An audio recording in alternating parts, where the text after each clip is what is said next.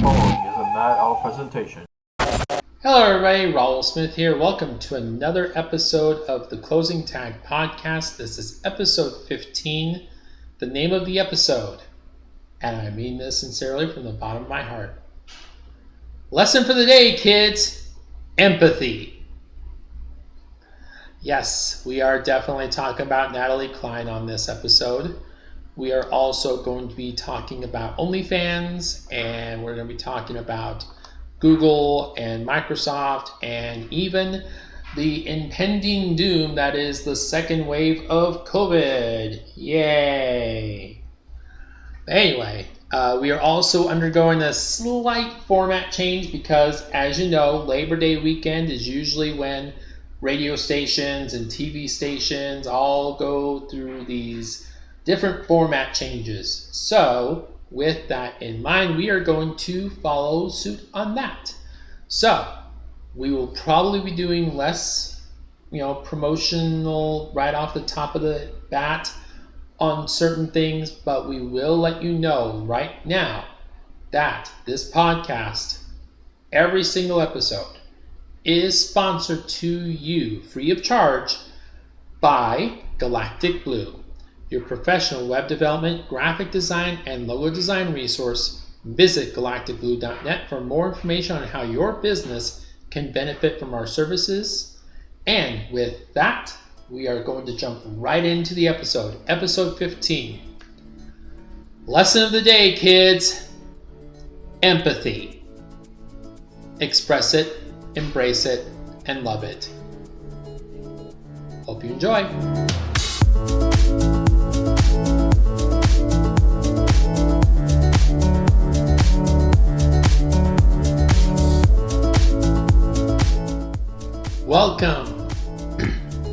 Welcome homeschoolers and boot campers. Welcome OnlyFans workers and tech entrepreneurs alike. Welcome to another edition of the Closing Tag.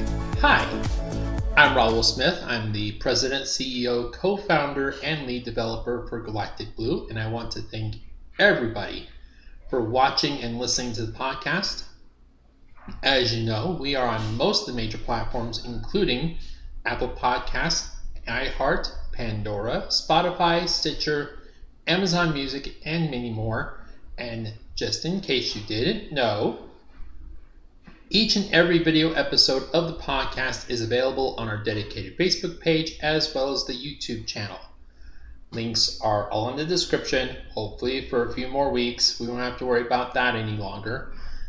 When you get there, go say hi, leave a like, sub to the channel, hit the bell for notifications. I would be very happy if you did that.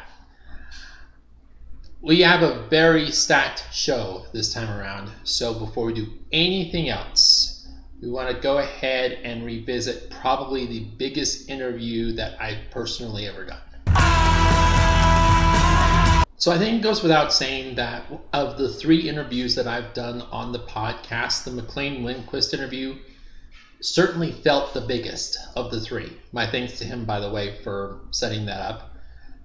Some people were questioning a couple of comments that I've made towards the end of the interview, so I just wanted to do, as point of clarification, just kind of go over what was said towards the end of the interview. So someone was asking about the Village Inn reference. So years ago, when I first started this journey into web development and graphic design, I was not afraid to socialize with just about anybody. Like, I would basically accept a friend request from just about anybody on Facebook, which is probably a bad idea.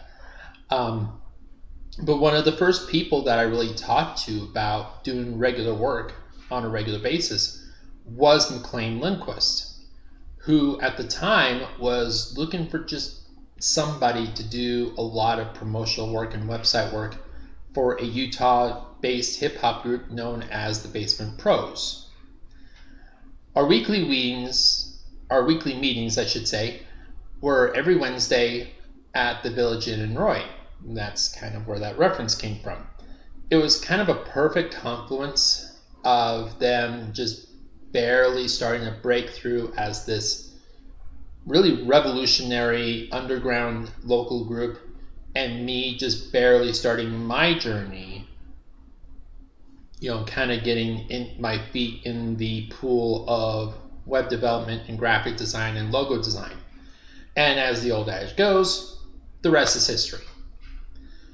As for Denver, so Basement Pros, BMP, was experiencing its first ever tour outside the state of Utah. They'd gone all the way east to Memphis, had traversed their way through like Indiana, St. Louis, Kansas City, I believe, and so on and so forth. I felt kind of bummed that I was unable to really go with them, with professional obligations and whatnot. Well, I was able to get a couple days off from work and was able to make plans to go see the show in Denver. So I figured the least I could do was at least go see one of their shows outside of Utah. And I figured Denver was probably the best option because it was geographically the closest. But to see that Denver crowd get as into the show as a crowd in Ogden would have was just an absolutely delightful sight to watch. There were some other activities that happened that night, and we'll just chalk that up as what happens in Denver stays in Denver. So obviously McClain and I go a long way back. We've done interviews on radio shows in the past. We've co-hosted radio shows in the past, and my hope is that one day we will get to co-host BMP Pirate Radio podcast. So be on the lookout for that, maybe, hopefully, chansa.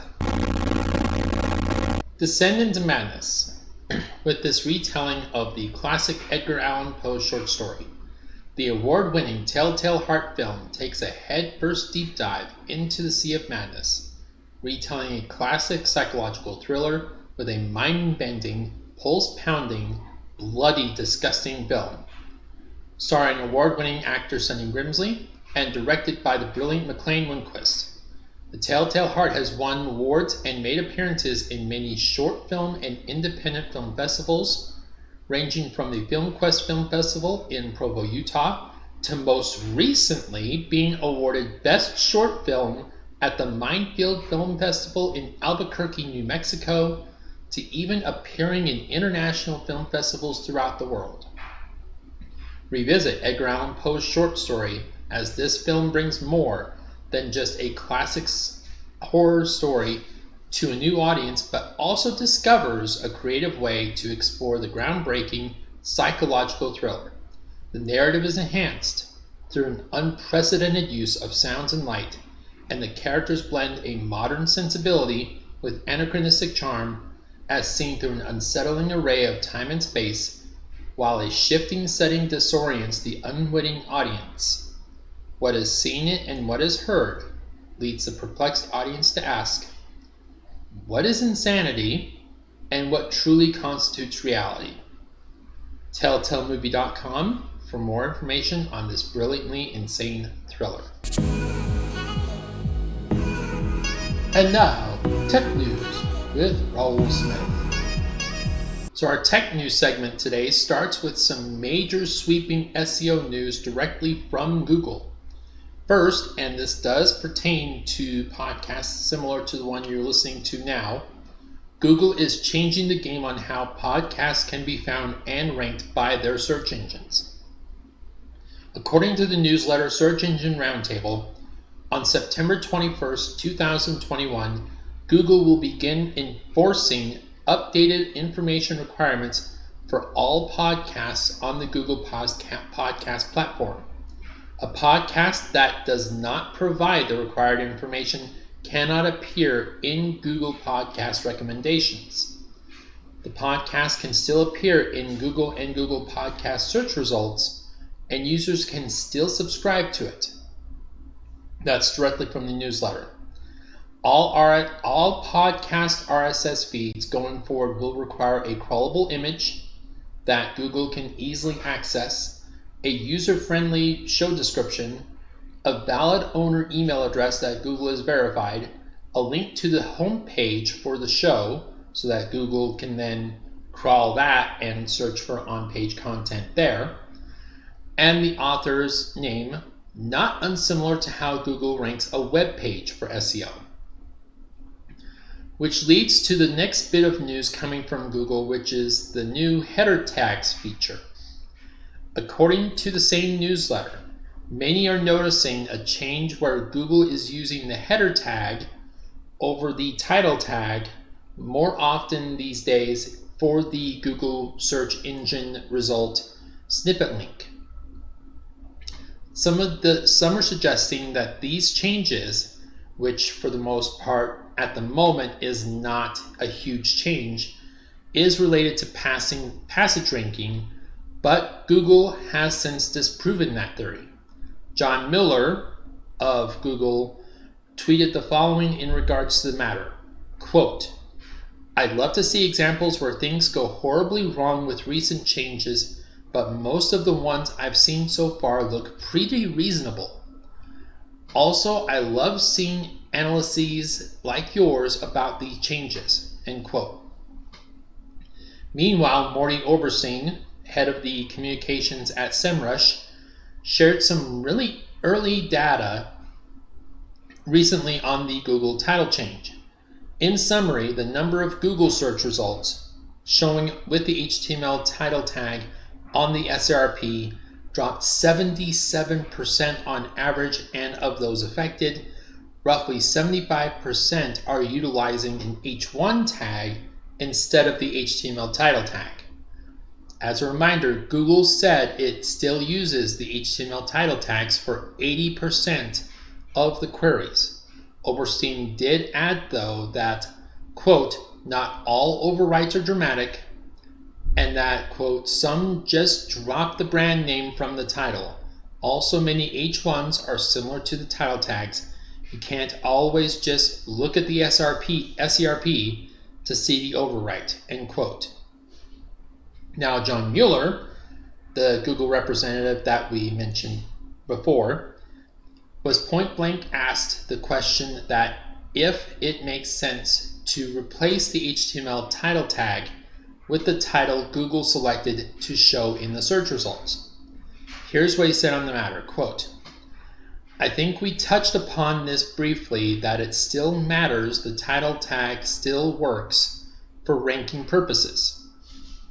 Changing it to what Google has selected, from my point of view, doesn't automatically make sense because one algorithm selects something as a title doesn't mean it's a better title. But maybe there are cases where Google's algorithms have selected a better title and where it makes sense to kind of go in that direction. But there are certainly also situations where maybe Google's algorithms select the worst title and where you want to keep the one you had there, or maybe even want to improve the one that you had previously. So I wouldn't just blindly use what we show in search and say that's got to be the best title because Google's algorithms know everything better. And it's not the case that Google's algorithms know everything better," end quote. I always love to hear how Google representatives always say, "Oh, we don't know everything, we just work here." I've stressed this so many times, including a few times on this very podcast, and it's starting to sound like a broken record, but it still rings true. Content is king. Google will always hold consistent, good, original page content, regardless of if it's a title tag or a header tag, in the highest regard. And if you have consistent content across the board, that will help your chances, to be sure. Also, pro tip from someone that's been doing this a long time, you want to limit your H1s to one per page on your site, if that. If you feel the need to use the sizing, the height of the H1 on numerous text elements on your page, you can use Bootstrap and give the element that you want affected a class name of h1, that's lowercase a and the number 1. This will automatically pull the h1 styling into your element without affecting its technical hierarchy. This will also help immensely as you attempt to get your site more Google friendly. Google is not the only big name player that's been busy apparently. The folks over at Microsoft are working tirelessly on getting the new Windows 11 operating system rolled out on October 5th. In addition, they're holding a virtual Surface conference on September 22nd. While the event wasn't specific on what exactly would be featured, many tech insiders are hinting towards a new Surface Duo device and possibly even a new Surface altogether. Surface, in case you don't know, is the tablet by Microsoft that has been popularized by the National Football League in recent years. The Windows 11 operating system is said to be more geared towards mobile, including the Surface devices, but can also be adapted to laptops and even desktops. Look for more news regarding this matter in the coming weeks from Microsoft themselves. Lastly, many tech companies, including and especially teleconferencing software like Skype and Zoom, are expecting a major resurgence of remote work in the coming weeks and months due to the recent Delta outbreak of COVID-19. While business for these companies will likely see a similar boom to the one they enjoyed during the height of the pandemic last year, many companies that still rely on good old-fashioned boots on the ground delivery like Amazon will likely suffer between the lack of available help in the workforce and the lack of alternative options. Expect the workforce to see a dramatic shift in either automation or increased pay in the coming months. This has been Tech News with Raul Smith. So a tech story that I've been following lately has gotten pretty crazy has been the situation with OnlyFans. Now, to describe this platform in a manner that fits the PG format of this podcast is going to be a little tricky, but let's try it anyway. OnlyFans is a service similar to Patreon where people can go and post content in hopes of obtaining donations from passing patrons. The part where it gets a little controversial is that the majority of content on OnlyFans tends to lean very steeply into the realm of porn. In fact, it is said that a vast majority of content on OnlyFans is classified as pornographic by nature. Well, the British-based subscription service that has taken off like a rocket took a huge gamble last month in announcing that it would start to ban sexually explicit content starting in October. This caused a lot of buzz, mostly bad, on social media, drawing comparisons to what would happen if TikTok banned cute animal videos. I mean, apples to oranges, but I see your point. Such a move would stifle a very big majority of content on the service and cut off a major piece of revenue, not just for the service, but also for those using the service to make a decent living. Well, turns out that the folks at OnlyFans had a slight change of heart because 1 week after announcing the ban on adult content, say that 5 times fast, OnlyFans announced that it was retracting said ban. Well, okay, their exact term was they're suspending the ban. We'll see. Co-founder and adult performance entrepreneur Tim Stokely had given an interview blaming the decision on banks refusing to work with the platform and then announced that a deal had been reached that would allow business as usual to continue. Lola Hunt, a Melbourne-based sex worker who may or may not have that as their legal name, added that, quote, considering that they've said suspended the ban, not that they aren't going through with it, I think they're going to go through with the ban in a few weeks' time. The community is very on edge at the moment, Every time a site goes down, our client base is fractured. It's like running a brick and mortar shop and being chased out of town by religious zealots every 6 months. End quote. Again, apples to oranges, but I see your point. Now the story just gets wilder from here.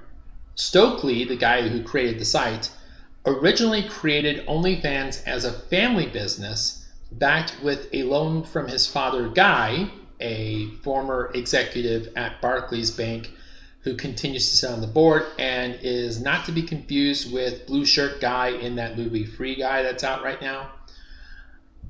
His brother is the COO of OnlyFans, and his mother is a director of the parent company.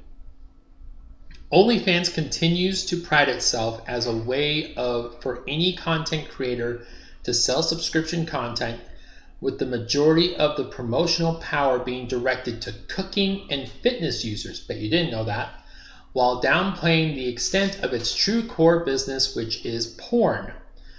OnlyFans has also gone on a publicity push, employing the mainstream PR agency W Communications, who's also done PR work for companies like British Airways, Disney, and Jaguar Land Rover. And while it is a booming business model, one that is projected to see the company reach over $2.5 billion, that's with a B, dollars in pure profit by 2022. I'm pretty sure that's American dollars, not British pounds. It's also a flawed one. Many are claiming that the site has no way of monitoring the content or preventing what many would consider underage or revenge porn to appear on the website.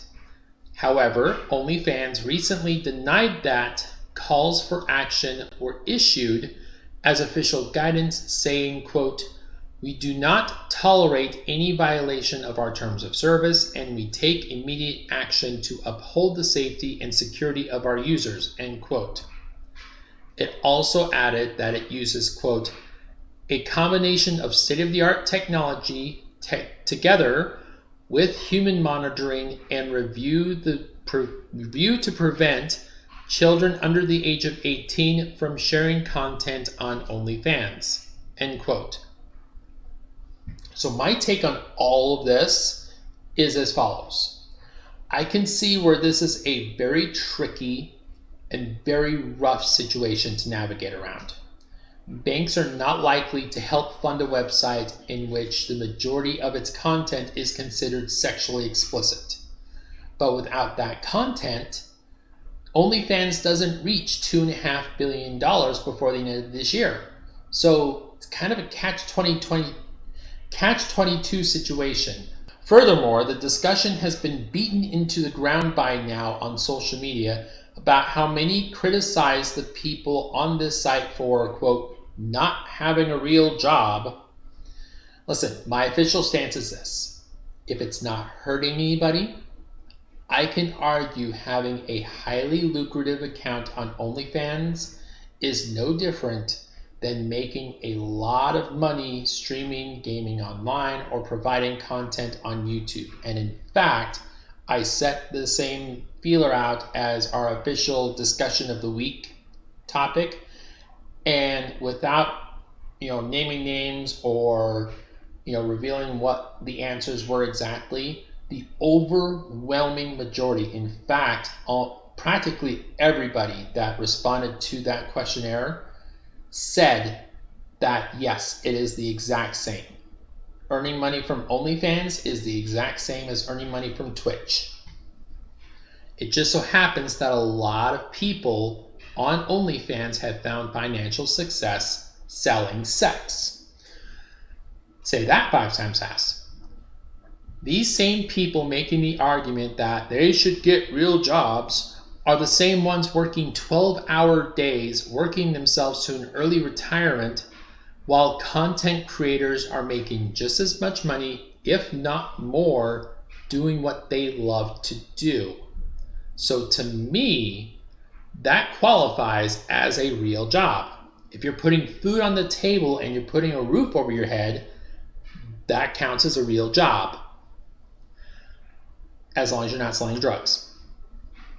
Entrepreneurship has this weird fascination in today's culture in that if you start a small business out of a mom and pop shop or even online selling artsy stuff, you're viewed as a self-starter and revered.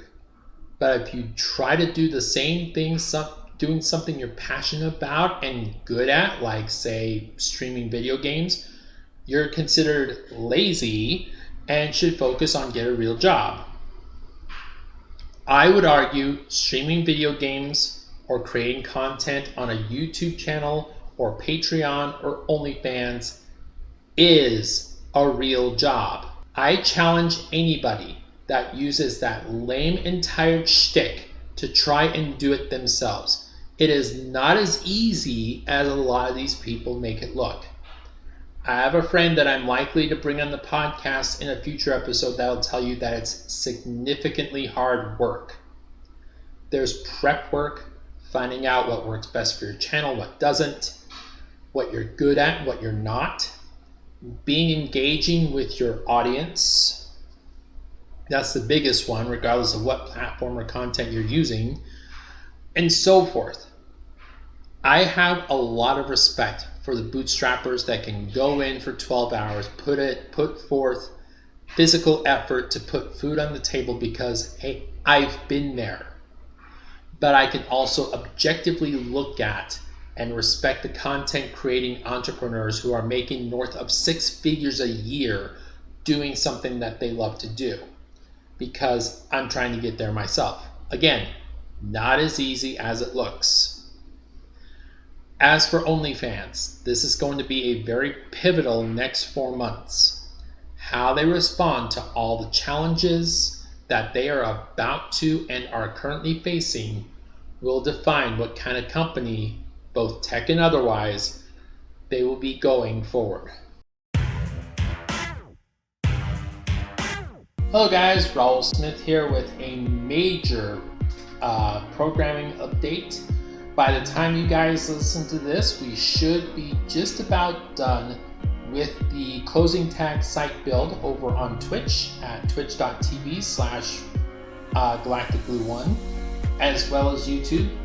We are just about done with most of the inside pages. We are probably going to be working on the functionality and the design going forward in the next couple of sessions, and we should be done by the end of September. So the site launch should happen sometime around the end of September, early October. So again, theclosingtag.com is where you're going to want to find the website once it's launched, once it's ready to go. Again, theclosingtag.com is where the site is going to be once it's ready to go. We definitely want to make sure that everything is working, everything is running smoothly before that happens. So be sure to stop by twitch.tv/galacticblue1 or our YouTube channel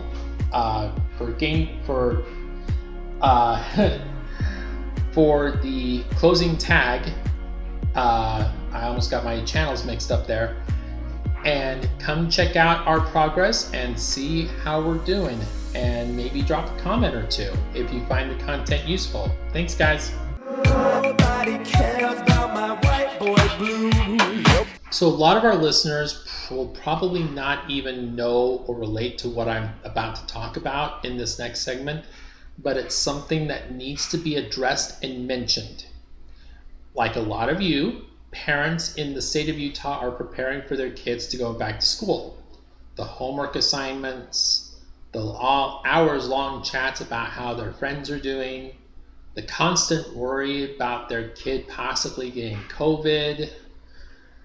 To say the Utah State School Board is dysfunctional and delusional is almost giving them too much credit at this point. Utah is one of the handful of states in the union that have defied the federal public school mask mandate. Legions of teachers and parents marched on the state capitol insisting that they have the right to not wear masks or get the vaccine. And one 14-year-old boy has already died due to complications from COVID that he himself contracted from school. And then there's Natalie Cline. And if I'm mentioning you in a segment like this by name, you know you messed up. Utah State School Board recently suspended Natalie Cline over comments she made about the LGBT community, which we'll get to in a bit. But a little background on our friend Miss Cline, shall we? A member of the school board, Cline introduced a proposal to ban certain words from being used during school hours, with the proposed punishment being disciplinary action against the accused, including suspension and or termination. Keep in mind, Utah is one of the lowest paying states in the union in terms of teacher salary. If we're not 50 in the entire country, we're pretty close. So it's not like there's a lot of people lining up to take teachers' salaries at this point. The list of proposed words include words like critical race theory, equality, equity, conscious and unconscious bias, cultural awareness, anti-racism, racial prejudice, white fragility, white privilege, and my favorite one of all, empathy. Okay, never mind that you want to just take the problems facing our country and just sweep them under the rug like you always do. I mean, this is Utah we're talking about here, the same state that was so far up Donald Trump's orange, ugly backside in regards to race relations that a professional basketball player had to walk into state legislature and tell them a thing or two. But empathy? Listen, I absolutely adore my 7-year-old daughter. There are things certainly that drive me crazy sometimes. Her absolute insistence that we get a toy every time we're out and about. Her thinking I have more room on my phone than I really do. But there's a lot that I love about her. She has this insatiable love for life. She laughs at the silliest things. She loves making new friends. She has the most empathy I've ever seen from a child. You mean to tell me that the Utah State School Board, or at least certain members of it, including Natalie Cline, finds it necessary that teachers and students can't learn the word empathy because you're that afraid that kids will grow up and realize how full of it you are?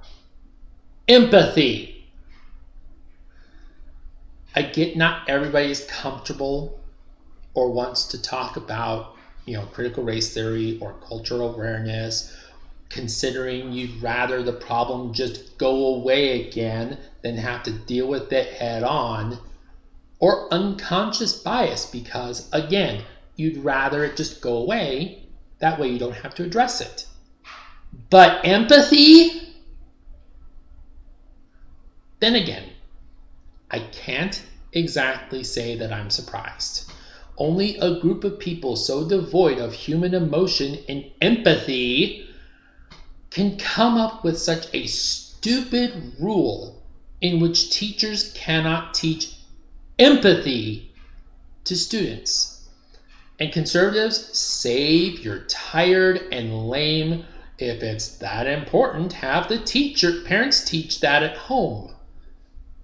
Because the parents are doing such a stand-up, wonderful job of doing that already. Round of applause. Round of applause. With such language in your home, probably, like those damn Asians giving us coronavirus, or lazy Mexicans, go stay in your own country and get a job there, or my personal favorite, only thugs and criminals can look at how the police handle their business as racial persecution. No wonder you don't want your children to learn empathy.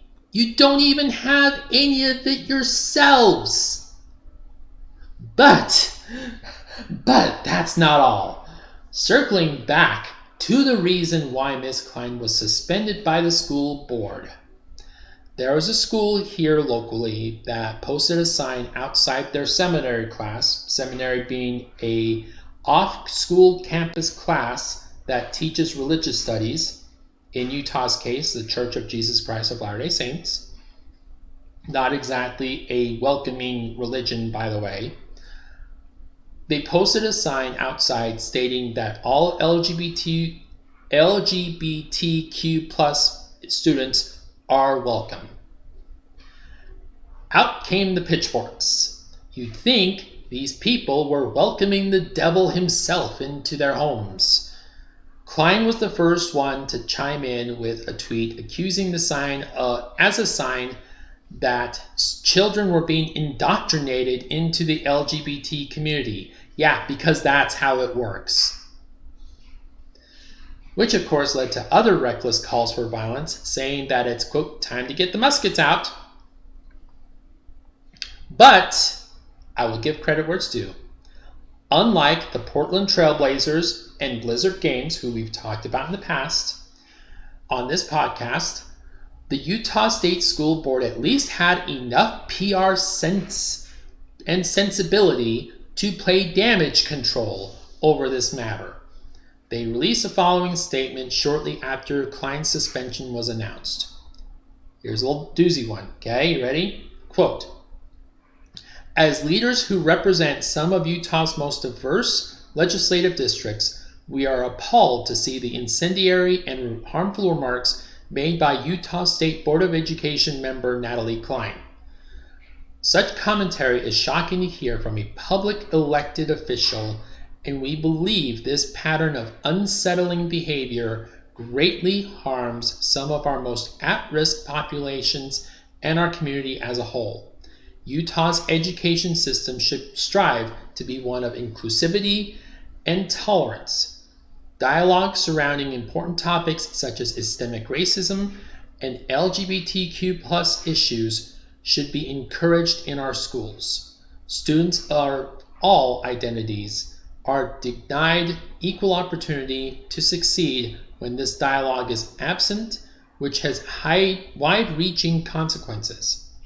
It is our fervent hope that Ms. Cline recognizes how her comments harmed some of our most vulnerable communities in Utah schools. Students, staff, and teachers have a right to feel safe in their classrooms. As a result, we hope Ms. Cline quickly takes corrective steps to repair some of the damage done, and we call on her to pursue a better understanding of all the challenges that our students face, end quote. 1 second, guys.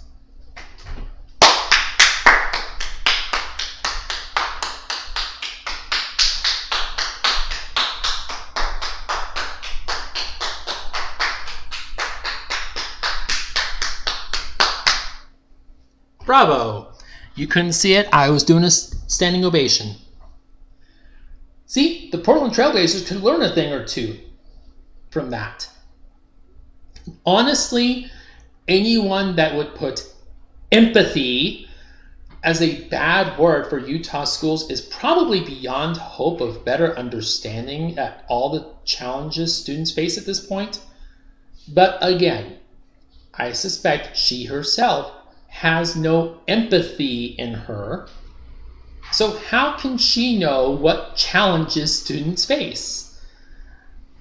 There's even sources that state that Cline has used her position within the school board to promote discriminatory and unethical rhetoric, used her own Facebook to call on other members of the board to support xenophobia, homophobia, racism, and cultural regression, and has violated the state school board's educational equity program, both Title IV and Title IX, as well as resolution number 2021-01.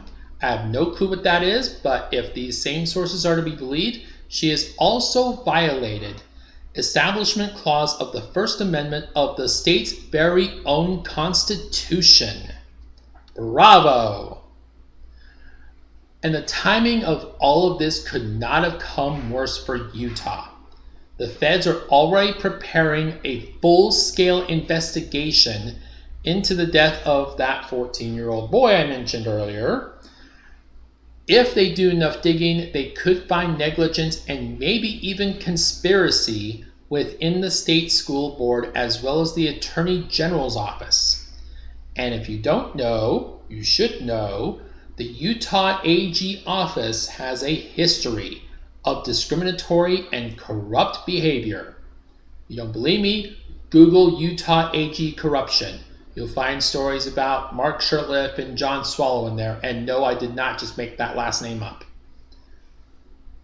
Bottom line, until the root causes of what gives society the Natalie Clines and the like is pulled from society root and stem, we're still going to have these problems with individuals.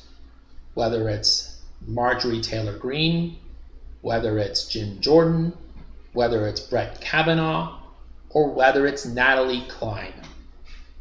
Getting rid of these people will do at least a little bit of good and will actually, give us our first proper step in the right direction, but it is a first step.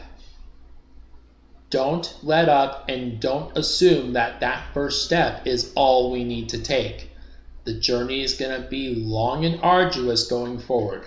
Nobody cares about my white boy blue. Hi guys, Raul Smith here with some exciting news. The 16th of the month is coming up, so you know what that means. It's the continuation of the Closing Tag interview series, and this month I have a fellow podcaster and a good friend, Dennis Cruz, of the I Want to Know What Love Is Today podcast. We'll be talking about NFL football, the struggles of podcasting, and whether or not he got that name from the classic Foreigner song.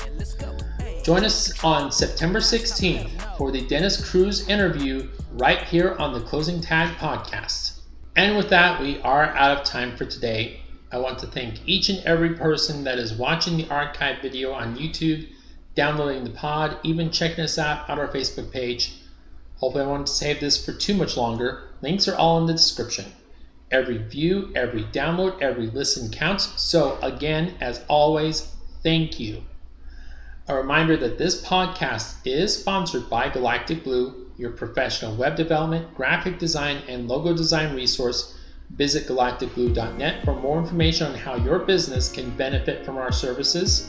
If you'd like to help support the podcast, I am always open to suggestions. Hit me up at raul@theclosingtag.com. We are on Apple Podcasts, iHeart, Pandora, Spotify, Stitcher, Amazon Music, and many other podcast providers.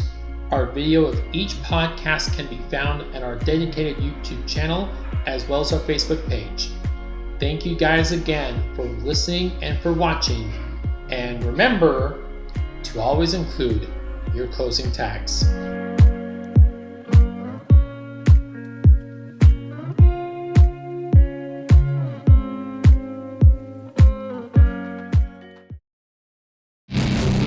On that, our presentation.